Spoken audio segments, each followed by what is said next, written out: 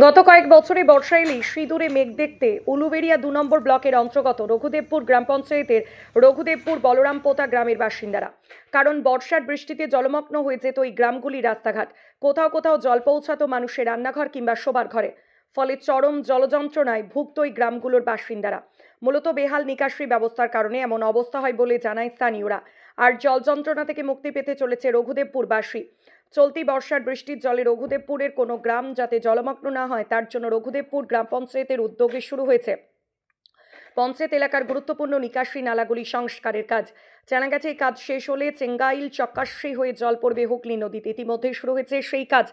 পাশাপাশি নিকাশি নালাগুলিতে নোংরা আবর্জনা না ফেলে সাধারণ মানুষের কাছে নিকাশি নালাগুলি পরিষ্কার রাখার আবেদন জানিয়েছে রঘুদেবপুর গ্রাম পঞ্চায়েত। বিষয়টা হচ্ছে খুবই গুরুত্বপূর্ণ বিষয়, কারণ রঘুদেবপুর অঞ্চলের দুটো মৌজা, যেমন বলরামপোতা মৌজা আর রঘুদেবপুর মৌজা, এই বর্ষাকালে দীর্ঘদিন ধরে যেরকমভাবে জলের নিচে থাকে বর্ষাকালের সময়টা, বর্ষাকালের 3 মাস সময়টা, আমরা দীর্ঘদিন ধরে এই উদ্যোগটা নেওয়ার পরিকল্পনা করেছিলাম যে খাল কাটিয়ে বা নিকাশি যেগুলো রয়েছে সেইগুলো কাটিয়ে যাতে নিকাশি ব্যবস্থাটা সচল করা যায় সেই ব্যবস্থায়।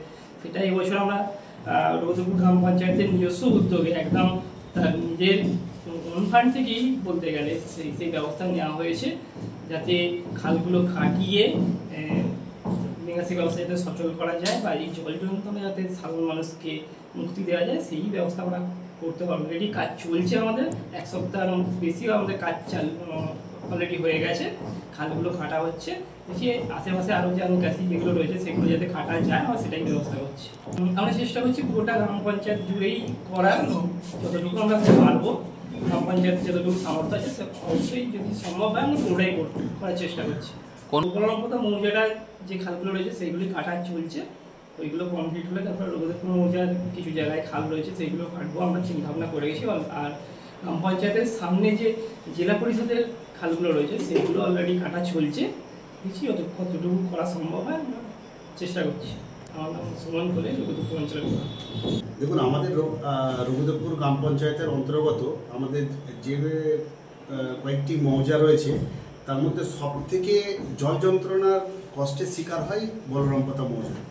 তো এই বলরামপোতা মৌজাকে কেন্দ্র করে আমাদের প্রধান সম্মানীয় সুমন কোলে, আমাদের সঞ্চালক পলাশ দাস, সঞ্চালক সঞ্জয় মাইতি, সঞ্চালক রুকসোনা বেগম সহ সমস্ত আধিকারিকদেরকে নিয়ে রঘুদেবপুর গ্রাম পঞ্চায়েতের সদস্যদের উপস্থিতিতে আমরা কয়েক দফা মিটিং করে আমরা গত বছরেও এর জন্য উদ্যোগ গ্রহণ করেছিলাম। কিন্তু এখন বিষয়টা হলো গ্রাম পঞ্চায়েত একটা ছোট্ট জায়গা, এখানে মানে এই যে এই কাজটা কিন্তু একটা বড় অঙ্কের টাকার প্রয়োজন হয়ে থাকে, ফান্ডের প্রয়োজন হয়ে থাকে।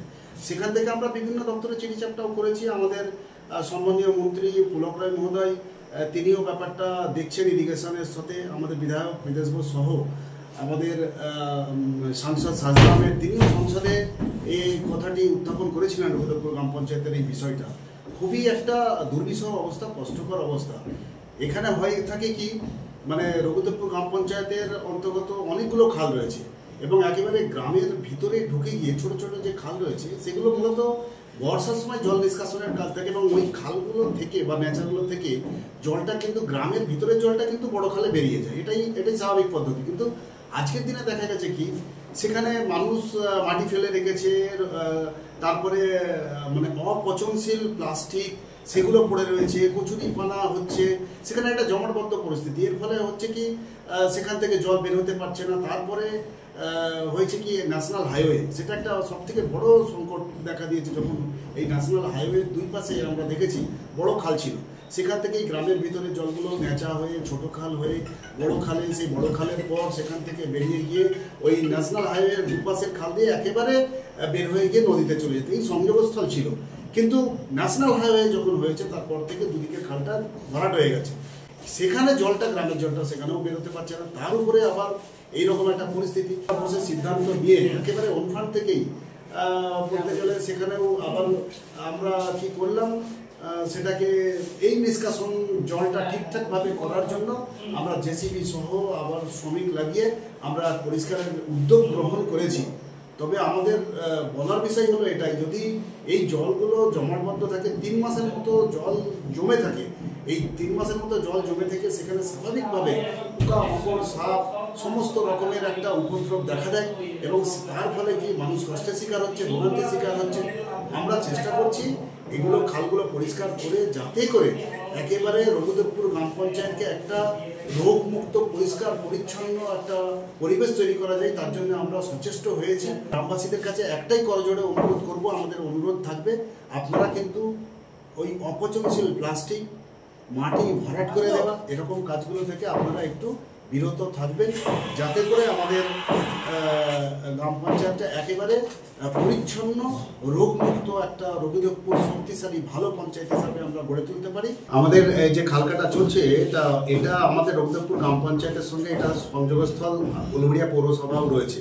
তো সেই উলুবেড়িয়া পৌরসভার 8 নম্বর ওয়ার্ড হয়ে আমরা সম্মানীয় চেয়ারম্যান উলুবেড়িয়া পৌরসভা মানে অভয় কুমার দাসের সাথে আলোচনা করে চেঙ্গাইল কাঞ্চনমারি পর্যন্ত যাওয়ার একটা পরিকল্পনা রয়েছে, কিন্তু সেটা আবার উলুবেড়িয়া পৌরসভার 12 নম্বর ওয়ার্ড 11 নম্বর ওয়ার্ডের কাজ দিয়ে যাবে 8 নম্বর ওয়ার্ডের উপর দিয়ে। সেই জন্য চেয়ারম্যান সাহেবের সাথে এক প্রস্তুত আলোচনাও হয়েছে, চেয়ারম্যান সাহেবও আশ্বাস দিয়েছেন। তো সেই হিসাবে আমরা অভয় দাস সাহেবের সাথে আমরা আলোচনা করে যাতে করে একেবারে পুরোপুরি রঘুদেবপুরকে এই যন্ত্রণা থেকে মুক্তি দেওয়া যায়, তার জন্য আমরা সচেষ্ট হয়েছি। খাল সংস্কার নিয়ে অনেক দিন ধরেই হচ্ছে, আগের বোর্ডেতেও আলোচনা হয়েছে। তা এই বছর মানে এইবারের বোর্ডেতে আমাদের প্রধান সাহেব থেকে আমরা একদম টোটাল বোর্ড বসে সিদ্ধান্ত হয়ে জ্ঞান মিটিং আলোচনা করে সবকিছু সিদ্ধান্ত নিয়ে লোন ফান্ড থেকে খাল কাটার একটা ব্যবস্থা করা হয়েছে। তা কতদূর কি সম্ভব হবে সেটা দেখা যাক। এখন পর্যন্ত 10-12 দিনের মতো কাজ হয়েছে, অনেকটাই খাল কেটে যাওয়া হচ্ছে। এখন 8 নম্বর ওয়ার্ডের উপর দিয়ে যেটা কাঞ্চনমানি সিনেমা হলের পাশ দিয়ে খালটা বেরিয়েছে, ওখানে জল ওইখানে পর্যন্ত যাওয়ার একটা মানে আমাদের চেষ্টা আছে। পলাশ দাস, শিক্ষা ও জনস্বাস্থ্যের সঞ্চালক। আমরা খুব খুশি প্রধান সাহেব দায়িত্ব নিয়ে যে খাল সংস্কার করছে। আমাদের দীর্ঘদিনের দাবি ছিল যে খাল সংস্কার করতে হবে। জল নিকাশি পুরো জায়গা ছিল নেই, জল বেরোতেও নেই, এবং একটু জল হলেই আমাদের রাস্তাঘাট গ্রাম পুরো ডুবে যেত। তো প্রধান সাহেবের কাছে আমরা অনেকবার অনুরোধ করেছি, নিজের দায়িত্ব থেকে এবারে খাল সংস্কার করছে এবং ভালোভাবেই কাজ হচ্ছে। আশা করি এবার একটা রাস্তা বেরোবে জল নিকাশির জন্য। আমরা খুব গ্রামবাসী হিসাবে খুব খুশি, এত বড় একটা কাজ হচ্ছে। আমার নাম জিয়াউর রহমান মোল্লা, আমি সাধারণ নাগরিক।